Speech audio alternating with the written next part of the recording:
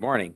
We were having a little joke just in terms of the two people that I'm very pleased to be with today as we share with you thoughts about our mobile strategy for vaccination. That to my immediate right is Dr. Eileen DeVille, of course, our Chief Medical Officer of Health for the City of Toronto. And it's my pleasure to introduce to my far right, Councillor Joe Cressy, the Chair of the Board of Health, who will share some remarks each with you this morning. We have had tremendous success. It's a source, really, it can be a source of great pride to the city, how much success we've had getting people vaccinated. But now, as we move into the fall and face the fourth wave and the Delta variant, we know that we have much more work to do. And in some respects, it becomes even more difficult and challenging work to build on that success and to get even more people vaccinated. This will be crucial to all of us staying healthy and protecting the progress that we have made and keeping schools and other places that we go safe and keeping them open. Today, I'm pleased to announce that the city is moving forward with its expansion of Team Toronto's mobile strategy. This data-driven approach will continue to bring vaccines to residents in areas and settings that have low vaccination coverage or a high risk of contracting COVID-19 or both. The expansion will provide Toronto Public Health the capacity to host up to 200 mobile clinics each week, in addition to the clinics currently run by Team Toronto and healthcare partners. This, of course, is made possible by the fact that we have reduced to some extent the number of permanent mass vaccination clinics operated by the city and redeployed those resources to this mobile effort. The clinics are part of the new micro-targeted approach to get the vaccines to areas with low vaccine uptake and make sure everyone in all parts of our city is vaccinated, and that we make maximum effort to inform, to persuade, to make accessible, to do whatever we have to do to bring resources to people who have thus far been unable to get vaccinated. So the mobile clinics will focus on settings where residents work or study or play, such as workplaces or schools, post-secondary education, childcare, and places of worship. And you've seen examples of each of those, but you'll now see more examples of those kinds of very local settings in which people are comfortable and regularly attend just as part of their routines. We will have a presence in locations and areas where people commonly go, including TTC stations. Again, we were at one last week. They're happening again this week, and there will be more of those going forward. But we'll also be in grocery stores, in parks, at sporting venues and recreational facilities and shopping malls. And again, all have proven to be successful because that's where people are. And sometimes they'll just happen by, as Dr. DeVille and I saw last week, they'll just happen by because they're out picking something up at the store and see the clinic and come in and get vaccinated. This is a good thing. Roughly half the vaccinations administered at our clinics and TTC stations last week were first doses, which means there's a need out there for these types of clinics for people who just haven't gone even to get that first dose, and for whatever reason, they feel comfortable going to a place that is very mobile and perhaps in a place where you wouldn't expect to find it. And we've got to make sure that those people who haven't yet had an opportunity to get that first dose or second dose have that opportunity on a basis that is as easy and accessible as it possibly can be. We have shown with these different, I don't want to call them experiments, these different initiatives with subway stations and malls and schools and places of worship, that if you put these clinics in the right spot at the right time, people, many for the first time, will come out to get vaccinated. And that is why we're expanding precisely this effort in the coming days. We'll have hyper-local clinics in targeted neighborhoods with lower vaccine uptake. Starting this week, neighborhoods with high numbers of unvaccinated people in 3 specific age groups, namely young people 12 to 17, people ages 25 to 49, and residents 65 and older, will be the focus of expanded clinics and outreach. Toronto Public Health is working to get as many micro clinics as possible up and running every day in the following 12 neighborhoods. We know public health does, because of careful data collection and management and analysis. We know the top 5 neighborhoods, for example, with the highest number of unvaccinated residents aged 25 to 49. They are for your interest because some of you may live in them or know people who do. They are the waterfront communities, Willowdale East, Islington City Centre West, Church Yonge Corridor, and Mimico. So you can see it spread across the city, the 25 to 49 under-vaccinated populations. The top 5 neighborhoods, for example, with the highest number of kids who are eligible but haven't yet been vaccinated are Mount Olive, Silverstone, Jamestown, Engle Mount Lawrence, Woburn, Downsview, Roding, CFB, and Glenfield, Jane Heights. And you can see there's a concentration there more to the west and to the north in the city. But we know those are the places where kids have not yet been vaccinated. And we also know the 5 neighborhoods with the highest number of unvaccinated residents 65 and older. And they are Willowdale East, Islington City Centre West, Lamoureux, Woburn, and West Humber, Clareview. So they are, Clareville rather, they are spread in different parts of the city. But that is how detailed this data-driven approach is, and that is what we're using to try and drive up the rates of vaccination. I also continue to encourage employers to reach out to Toronto Public Health about hosting an on-site vaccination clinic for their workers. Workplaces can apply through the City of Toronto's website. They have been able to do so for some time. And Toronto Public Health will follow up very shortly after such an application to discuss eligibility. It is important for businesses to follow up and take advantage of this opportunity. It is meant to accompany and to assist with vaccination policies many of those very same companies have already put in place for their employees to keep these workplaces safe and healthy and minimize disruption for everyone. You can imagine the convenience and how much it will encourage people to get vaccinated from among those employee groups if you have a clinic right at the workplace. And to be frank, it's been sometimes challenging for us to get people to respond positively, even when they have made an inquiry of us to actually schedule the clinic and make it happen. And I'm going to be personally reaching out to business leaders to encourage them to take advantage of this, because I think it too will help. Beyond workplaces, other community settings can also request a mobile vaccine clinic. So if there's some kind of a place where people come together in some of these areas, especially of under vaccination, you too can ask Toronto Public Health if they would have a mobile clinic in that location. We want to hear from property managers. We want to hear from managers of apartments or condominium buildings, community and social service agencies, and religious organizations. Those were all organizations where people gather together, and where perhaps a clinic there in a familiar setting like that might be one that will work very well. And we just encourage you to ask. Don't assume that it's not a possibility, because it very much is. We know that the vaccines are our best defense against COVID-19 and the Delta variant, and the best way out of this pandemic. How do we know that? Again, there is strong evidence to tell us this is the case. What could be more convincing than, first, the fact that 4.5 million doses of the vaccines have been administered in Toronto, and that, second, following on that directly, since May the 1st, in this city, the City of Toronto, 98.7% of hospitalized COVID-19 cases with known vaccination status were people who were not fully vaccinated.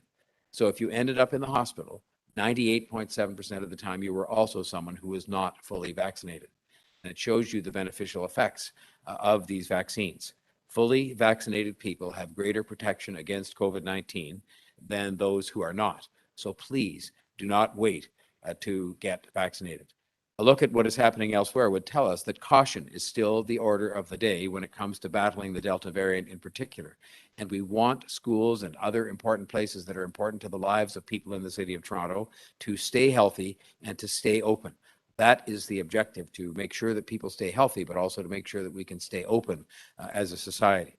Notwithstanding the progress that we have made, the pandemic is not over, and we will have our challenges to deal with for a while yet. And so please, I am asking you, as will Dr. Davila, as will Councillor Cressy, please get vaccinated. And if you are vaccinated, fully vaccinated, please keep an eye out for someone who's not, that you know, and encourage them to get fully vaccinated. I would now like to ask Dr. Davila to speak about the mobile strategy and why it is so important for people to get vaccinated.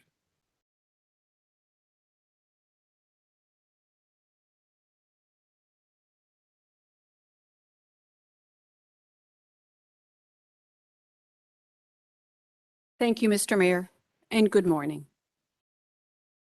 We all share the desire for the pandemic to end. If we get vaccination levels as high as we possibly can, we can put the pandemic behind us, at least to the extent that we can move forward with our lives in the expectation that COVID-19 will not disrupt our plans, rather than the fear it will. To help vaccination levels climb, as you've just heard, the mobile strategy led by Toronto Public Health and Toronto Health Partners provides the capacity to host as many as 200 mobile clinics every week. Person by person, arm by arm, these mobile clinics will help us move toward the high level of vaccination we know will give maximum protection to all of us and maximum peace of mind too.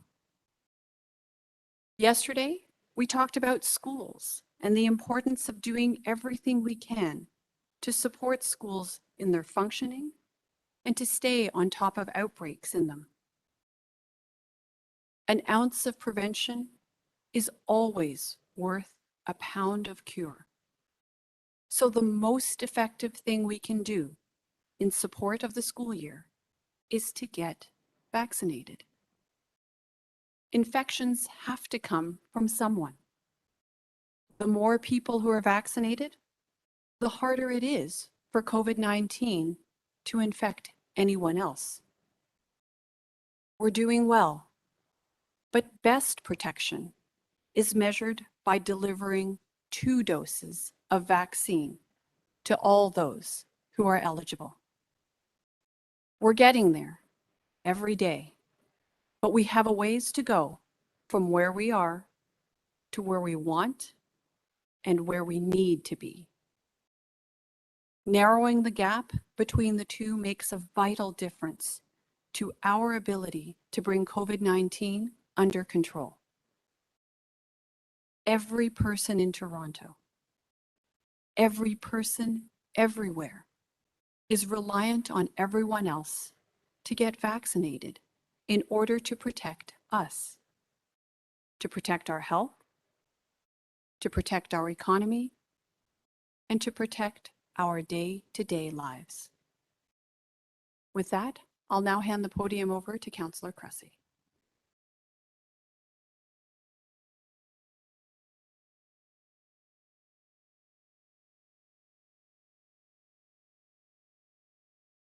Well, thank you, Mayor Tory and Dr. Davila. Today, I'd like to tell you a little bit more about our expanded Team Toronto mobile strategy. It represents the next phase in our efforts to break down every barrier, to build every bridge, and to reach everyone, everywhere in our city. Bringing vaccines directly to Torontonians, where you live and where you work, at your local school and your local library branch, at the mall where you shop, and the TTC station where you ride to work. Everywhere, absolutely everywhere. Now, as of this morning, thus far, Torontonians have stepped up in this campaign. 83% of eligible residents have received their first shot, 83%. 76.6% are now fully vaccinated, 76.6%. And every single day, thousands of Torontonians continue to get their shots. It truly is remarkable progress. In fact, Toronto is now a world leader in vaccination rates. But, and listen, in this pandemic, there often is a but the higher our overall vaccination rate, the safer we'll all be. We have more work to do, and that's where our expanded Team Toronto mobile strategy comes in. Now, given all the talk of vaccines, I know it can seem hard to believe that some people who want a shot still haven't got one. But that's exactly what we're seeing. For many Torontonians, the issue remains access, not opposition, to vaccines. While there may be some in our city who oppose vaccines, the vast majority of those yet to get a shot simply need some assistance. Many Torontonians still face barriers or questions that we're working to overcome, from mobility issues and language barriers to transportation access and technology challenges. Some people don't have an ID, and many frontline and staff and shift workers don't have the time. And for many, it's simply about information. People in our city continue to have questions, and they need answers from people and sources they trust. And so to break down these barriers, to answer these questions, our mobile strategy is bringing vaccines and the healthcare professionals who administer them directly to people. And I have to tell you, this strategy works. Let me tell you about our experience. Our homestretch push in the north and west of our city saw 11,667 doses delivered over 9 days at 41 hyperlocal clinics. That push represented a 35% weekly increase in vaccine uptake in those communities. Our targeted vaccine drive in the Taylor-Massey neighborhood saw 1,237 doses administered over 2 days at 9 local clinics, with an exceptional 28% of those first doses.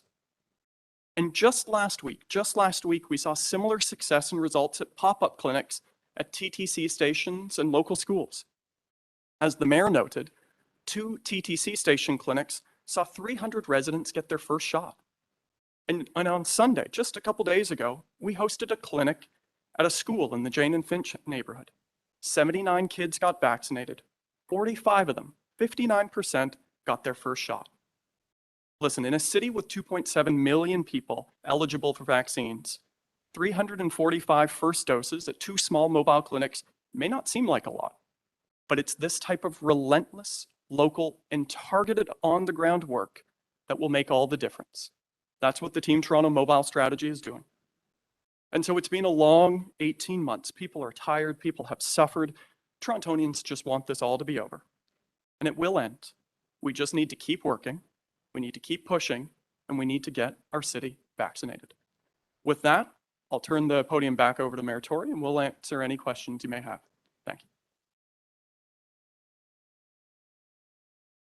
Questions for any of us, as you wish?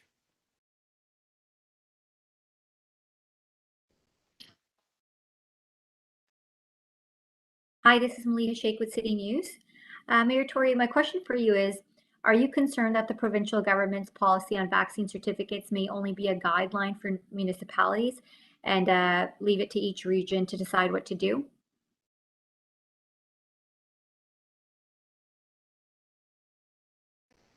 Ask your question. Oh, Mayor Tory, can everyone hear me? We can now, yes, thank you. Oh, okay. So are you concerned that the provincial government's policy on vaccine certificates may only be a guideline for municipalities and leave it to each region to decide what to do? I would think that is not the preferable approach. I've said throughout, and I think many others have as well, medical officers of health and other mayors, that a province-wide approach is going to be something that is going to best fit the actual activities of people and the actual requirements of employers.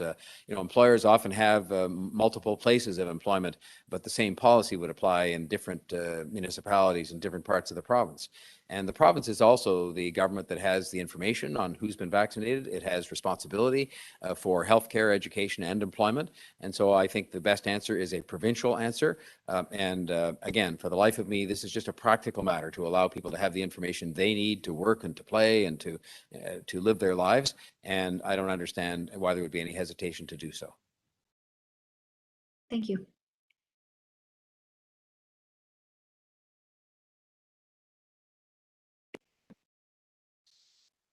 Hi, it's Francine Copen from the Toronto Star. I'm wondering, does this signal sort of the end of an era in the vaccination program? We're moving from mass vaccinations to something more targeted. Well, I will start, and then maybe Dr. Davila will pick up on that. The answer is yes. When you say the end of an era, it's really just an evolution that I think was bound to happen. And I've said often in our meetings that, very similar to sales campaigns that you have in the private sector that I oversaw many of and participated in, similar to fundraising campaigns you have for charities, there is a phase during which people will come forward almost on their own. If you sort of just say, here's where the vaccinations can be given, and they'll show up and get it done. But as with human nature in many other areas, there are also people who it takes a bit more, persuasion, a bit more information. You have to make it a bit more accessible. There are issues such as those Councillor Cressy referred to, language and other things. And so it's just an evolution. We expected would take place. We didn't know exactly when, but we moved as soon as we thought the time was right to transfer resources, people, mostly people, from the fixed clinics to the mobile strategy. And now we're wholly into the mobile approach, but with some of the clinics still remaining to look after those who find it easier to go to a place like that to get their vaccination.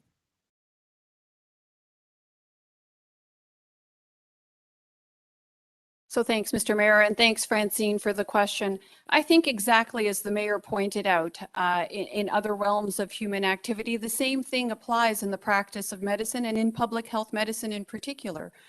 We are now at a different point in the campaign. At the start of the campaign, it was quite reasonable to take a mass immunization clinic approach.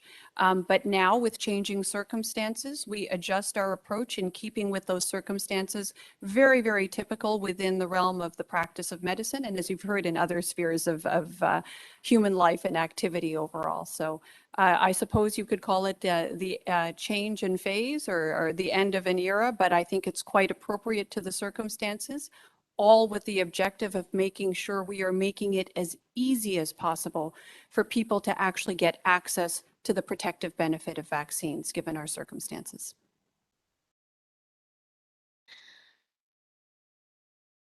I have a follow-up question, probably for Dr. Davila. What does this mean in terms of the remaining mass immunization clinics that remain open today? And I'm not sure which ones are still open. Will they be closing soon, in days or in weeks? Do you have any sense of that? So at this point, Francine, we do have 5 mass immunization clinics running at different points around the city, and I would encourage people to take a look at our website. They are continuing to function and are providing vaccines on a daily basis for those for whom that setting makes the most sense. What we're doing now in this campaign, as you've heard from the remarks delivered by Councillor Cressy and by Mayor Tory and myself, is that we are focusing our resources on what we're characterizing as a hyper-local strategy, very, very data-driven, very, very evidence-informed, and focused in a manner that we believe will actually help get those individuals who are yet to get vaccinated or who have yet to complete their vaccination series vaccinated as quickly as possible. The existing mass immunization clinics are part of that strategy and will continue to be there for some time yet to come. Of course, we hope that at some point in the not too distant future, as we work towards getting to the other side of this pandemic, we anticipate that at some point in the future, we will be able to, move beyond the realm of these clinics. And I think that will be a sign that we're on the other side of this pandemic. So we'll look forward to that day, and certainly getting us there faster will mean getting more and more people the protective benefit of vaccine. Good morning, it's Momin Qureshi from 680 News. I'm not sure who can answer this question, but there are a percentage of people who are anti-vax, maybe who are the loudest, the people who refuse to get it, who spout conspiracy theories. But we know there are lots of people who don't get it for other reasons. And I just wanted to know if there's any data that you guys have where you know what that percentage is of people who haven't got it, maybe because of education, access, other reasons, or if you can talk about how big that number is of people who haven't got it, who aren't that group that appear to be the loudest, who refuse to get it. So thanks for the question, Momin. I can say that in general, there is a significant body of literature in and around vaccine hesitancy. And our experience in Toronto has been such that there is actually a relatively small proportion of people who really have significant objection to vaccine in general. The vast majority of people who have yet to be reached at this point in the campaign, who are eligible but have yet to be reached, really are experiencing different kinds of challenges. There will be a small number that may have some medical reasons for which this particular vaccine is not an option for them. But the vast majority of people who have yet to receive vaccination, but are technically eligible to receive vaccine, have troubles with access, have issues with information, have issues with, just getting the opportunity, and some may have questions that they have yet to have answered. We know that based on the scientific literature on this subject, it is really important that we do our best, certainly as Toronto Public Health in concert with all of our city and health partners, that we provide opportunities for people to ask those questions and to have them answered honestly and earnestly. And that's what we're seeking to do. We also know, however, that having community leaders, people who they trust, sometimes healthcare providers with whom they have an existing relationship, or other community leaders, having honest and open conversation around what the concerns or questions might be is another very, very important mechanism by which to address, vaccine hesitancy and to facilitate access to vaccination. That's why we're enlisting the help of healthcare providers all over the city, community leaders, community ambassadors, people who live in these communities, who have trusted relationships and are known to people in these communities. This is, I think, the effort that we are putting all together to do the best we can to make sure that people have access to vaccine, are getting the protective benefit of vaccine, all with the objective of getting us to the other side of the pandemic as soon as we possibly can. Great, thanks. And if I could just ask Mayor Tory a follow-up question as well. Just, Mayor Tory, in relation to Malia's question, if the province has come back and kind of lay it on municipalities to do the specifics of the VAC certificate, do you think that's something that the GTHA mayors could kind of get together on their own and kind of come up with some sort of uniform idea or policy? Well, we have weekly meetings, and we discussed yesterday, further ways in which we could cooperate in the context of a lot of different things, and we do that each and every week.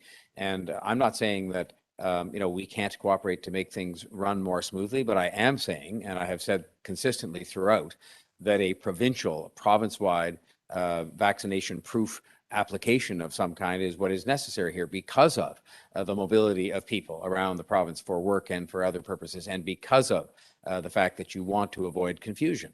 And what we need right now are things that are simple for people to understand and to use, because this whole episode, this pandemic episode, has been complicated enough and tough enough for people. And what we need now is simplicity. And that is going to be best delivered, I think, by province-wide application and by province-wide guidelines that speak to how that proof of vaccination application can work.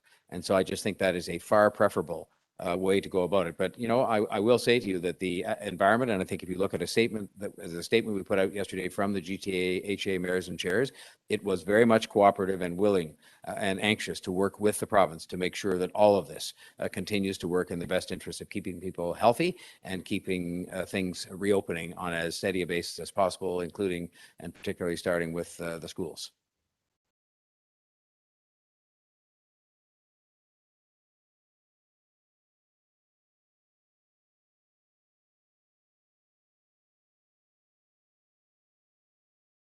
Sorry, I don't hear anyone calling on me. So, Mr. Mayor, it's Mark McAllister from City News. You no doubt remember years ago the intense debate that took place with regard to the east end of the Gardiner. Tonight is the night when that east end ramp is officially closed and will be permanently closed and torn down, and this will no doubt spark more debate, not only about the future of what happens down there, but just the disruption to traffic. So I'm just wondering if you could just speak to that and the fact that so many people will be disrupted as a result of not being able to get to and from the Gardiner as quickly and as easily as they currently can.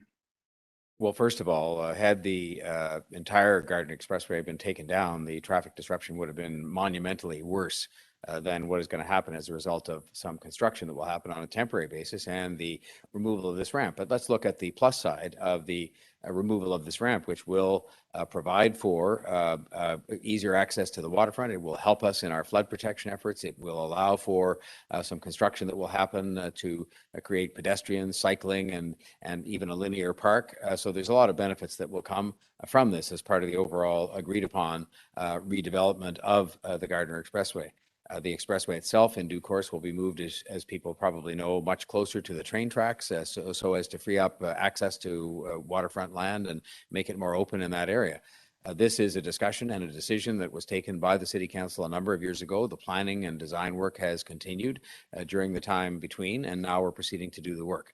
And I think if there was anything that was a hallmark of past administrations in the city, it was the fact that decisions would never be taken and work would never begin on things. This is something that was agreed upon by quite a handsome vote at the City Council, and it's now proceeding to do the work. And I certainly don't take any joy from disruption that's caused by any kind of work. We have a huge amount of construction going on this year in the city.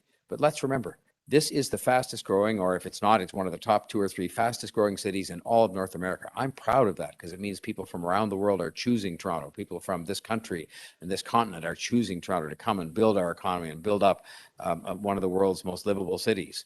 And so we have to keep up with that in terms of the transportation infrastructure and all the transit we're building, the housing that we're moving forward with, thousands upon thousands of units, and all of that, including just even plain old resurfacing of roads and removal of potholes, causes traffic problems. But to me, the alternative of not doing the work is way worse. And so we have to do this work, and we try to do it in a way that is as considerate as possible of the need to keep everybody moving and safe.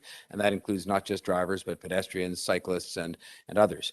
I will tell you that an immense amount of time has been spent at the city by officials and by Waterfront Corporation, which is actually the sponsor of this project, making sure that we can just keep everybody moving and keep everybody safe. And that includes everything from alternate routes to signal timing to different things that are going to be done to accomplish that objective. And that's what we'll do. But this work, any kind of work around the city where you see the pylons up and the signs up, it's not because we're trying to deliberately make lives difficult for people. It's because this work has to be done in the interest of building a livable city that can be a safe and healthy place for everybody. Thank you very much. Great. Thank you so much. This concludes our press conference. Have a great day.